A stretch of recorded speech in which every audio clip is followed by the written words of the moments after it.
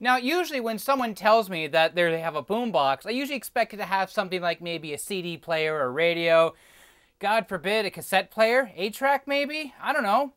But this here is a boombox indeed, but there's something very special about this boombox. It doesn't have a radio, doesn't have tape, no cassette, 8-track, CD, anything. It has none of that. It has 2 nice speakers and a floppy drive? Yes, this here is not your typical little tiny boombox here. This here from Yamaha is the MDP10 portable MIDI boombox. And it actually does play MIDI files through a floppy disk here. It does support general MIDI. It also supports Yamaha's XG type of wavetable enhancements. And it's all been crammed into this little box here. Now, at first I thought, God, this is a very strange device. Okay, so this was something Yamaha obviously never brought outside of Japan, and that's very much true. This unit here I actually had to purchase for 3,700 yen from Hard Off last year, and it seems that it was only available in Japan. You can still get the PDF off of Yamaha's website if you so desire to get it, but there's really no mention regarding a North American version of this. There are some later versions, of course, which do start using memory cards. There may be at least one out of that uses a floppy drive, but this seems to be it otherwise. Now, when I say that it supports general MIDI, it does so quite simply. You'll take your floppy disk. It can be 720K or 1.44 megabyte. Give it your plain vanilla DOS PC format. And what you end up with is, well, quite simply a blank disk. You drop your MIDI files in. It doesn't need to be anything special, no naming, no labeling, nothing. And it works. And then you can just drop them into the drive here, and then you can play away. But I'm currently not here to headbang. There's also other cool features about this unit that I want to talk about as well. The first one is when we actually look at the back of the unit. And if I unplug it and turn it around here, there are a fair number of interesting connections. First, obviously AC, but over here we have an auxiliary out, so you can actually have a stereophonic system plugged into it. On this side here, however, as the manual does seem to discuss that this is very much a karaoke device as well, we do have a microphone input with an echo system built into the system as well. And then over here we have a start-stop pedal. This is literally an on-off switch.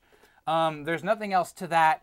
You push the pedal, it starts to play back. You push the pedal again, it stops it. And at the very far end here, we do have a MIDI input.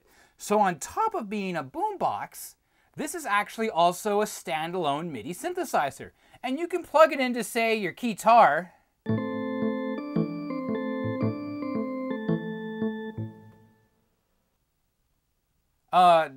Into your guitar or other MIDI device, and you can use this here to do all the audio synthesis for you. Now, I've already made myself a little bit of a demo just to show exactly what I've been playing here, and that is this right here, the 9 Inch Nails album, the Downward Spiral. Now, for this demonstration here, I'm going to play a couple of tracks off the MIDI version, and then we're going to compare quickly, and with the hope of YouTube not completely freaking out, a couple short clips of the same songs, but they're actual, like, vocal tracks.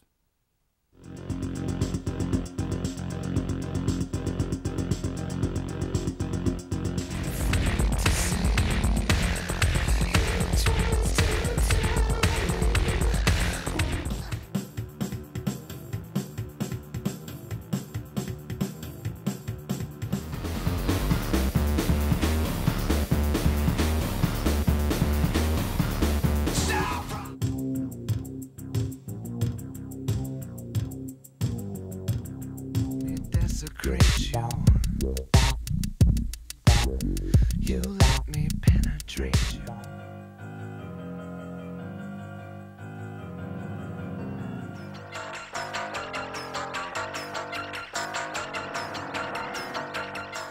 And there's even more to this than just being able to play that there. Because it's also in Japanese, I had no idea how to control this thing. So I was playing with this thing and I figured out a couple of other cool features. Now, of course, we'll put the disc back in here. I'm going to load up a track. But when I load up a track, it's only always going to load track 1. You're seeing it here now, and you're going to have some weird flickering going on here just simply because of the way this thing plays. But let's play track 1. But, well, I can actually have these options here where I can deselect certain channels, and I can actually turn off acoustics I don't require. Or this percussion, I don't need that either.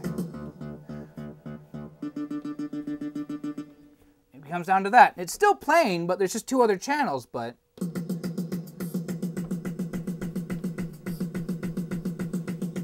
you get the idea. But initially, I only thought that this here, as it counts up, would just give me, well, it's currently on what portion of it is in. I couldn't seem to actually play track 2, 3, 4, 5. I could put a whole bunch of MIDI tracks onto it, but it would only seem to play the first one. And once it finished that, didn't proceed to the next one, just loop back to the beginning. As it turns out, there's another button up here as well, which is hit that, and then either the yes or no, or I'm sorry, not the yes or no. What's going on here? Whoops, it's playing, that's why. First off, I have to stop it. I have to stop the MIDI track, otherwise it doesn't let me do anything there. And then I can advance, and it's going to move on to track 3, which should be Heresy in this case. But yeah, that works, and I can go on further from there if I want. But again, I got to stop it, select it, and let's just try track 12 here. I think there's a couple at the end here. But yeah, you get the idea. Anyways, when it comes to a date, what do you think this was? The late 80s, the early 90s, something like that? I mean, MIDI eventually did reach a point where it was no longer like, wow, synthesizers are the new wave. I mean, it is coming back into fashion now. Synthwave is legitimately a thing. But this is 1996. And if you don't believe me, again, go back to Yamaha's website. And it even says it came out in 1996. That's amazing. This is such a late era product. But again, only in Japan, I guess.